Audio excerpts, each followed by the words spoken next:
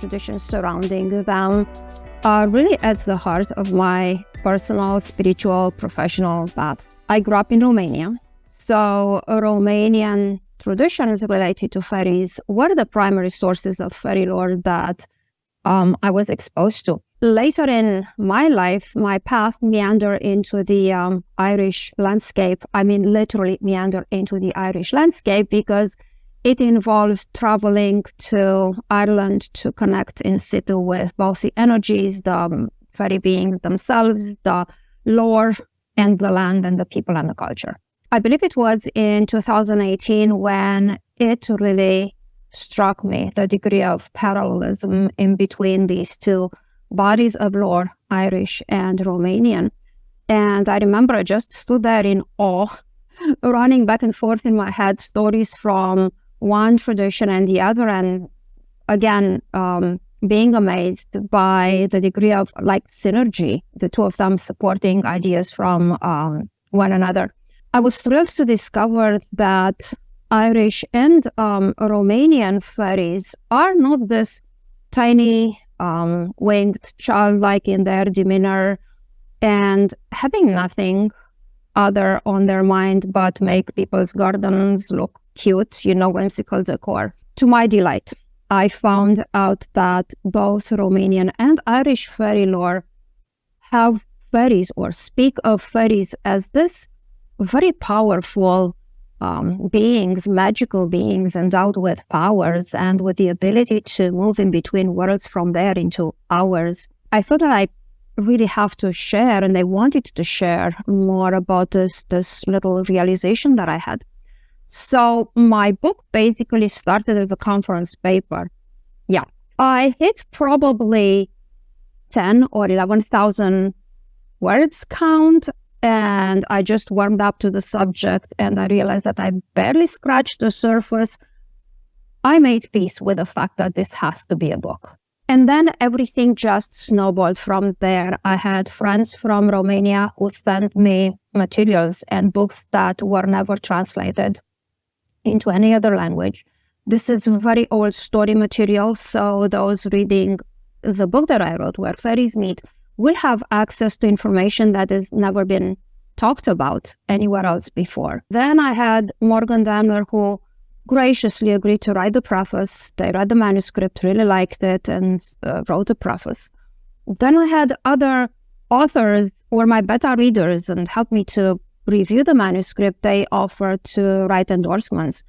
And then finally I submitted the manuscript to Moon Books, and it found favor with the publisher, and here we are today.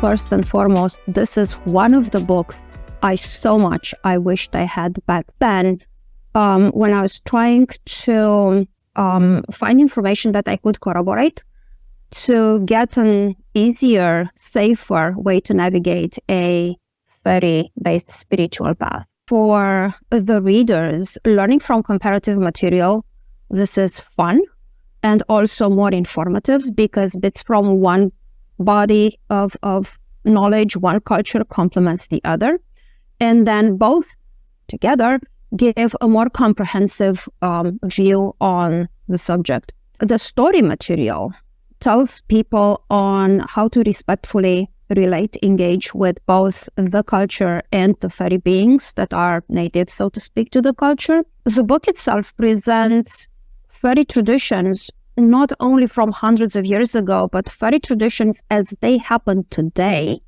And as late as 2018, 2019, there's study material that I published there that surveys activity of fairy seers in certain parts of Romania and that area. The other thing that I believe is important, it gives, the material presented there gives insights into what to do when people get attention that it's undesired, unasked for from the part of fairies, and from the perspective of scholars, historians, folklorists, and cultural anthropologists, the book is very thoroughly researched, and it makes a good addition to the library of anyone who studies the subject of fairy, especially from a cross-cultural perspective.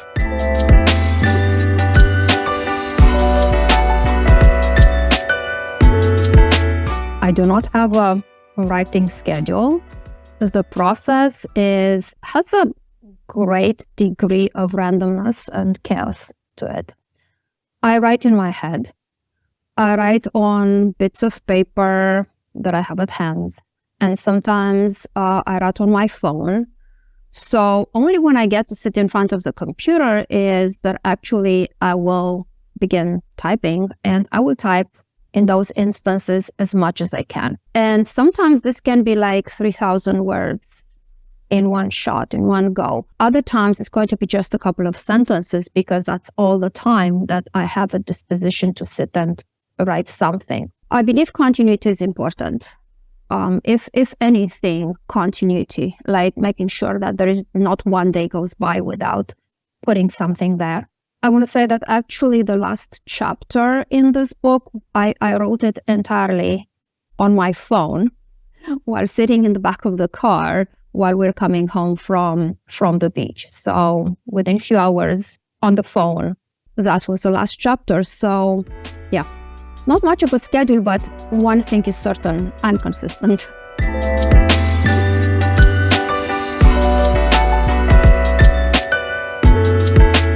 I wish I knew writing is addictive. I wish I knew that when I write, time disappears, which leads to consequences such as burned food and forgotten lunches and kids going to school with unfinished homework. I also wish I knew back then that once I tap into this thing that I'm so passionate about, there will be no stopping and no going back. I wrote 3 books like in 2 years. And there's more. There's more, and it just bubbles beneath the surface, like a volcano that just is about to erupt. And I know that at some point I'll have to sit down and continue with the process of writing about fairies and traditions and lore and things that are at my heart. Now, I'm glad that I didn't know any of this. And probably even if I knew, I believe I would have done the exact same thing that I did.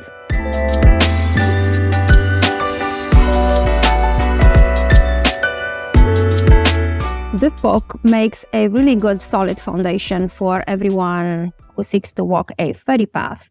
So I'm talking now from the perspective of someone who actually seeks to get involved with the tradition and with the fairies and with the magic. For people who practically wish to get involved with fairy magic, I hope this book will shed more light on the symbiotic nature that humans and fairies have, and hopefully shift the perspective from homocentric and entitled point of view toward the idea of partnership and personhood in all kind of beings, not just humans.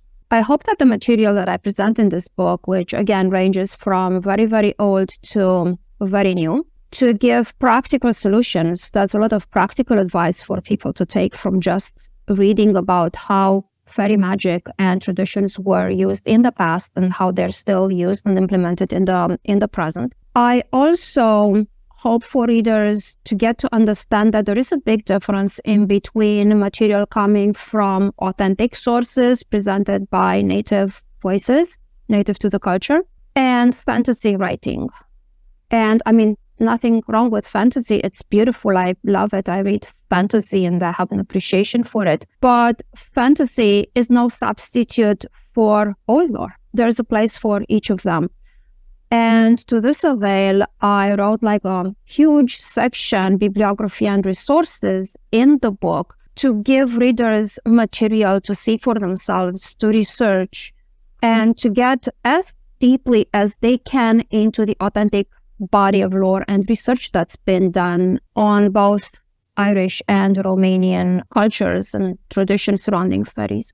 Last but not least, for those seeking to engage with fairies, I believe it's very, very important to engage with a culture in its entirety. like with the history, maybe a little bit with the language. Get familiar with the terrain, because it's the same as building relationships with deity.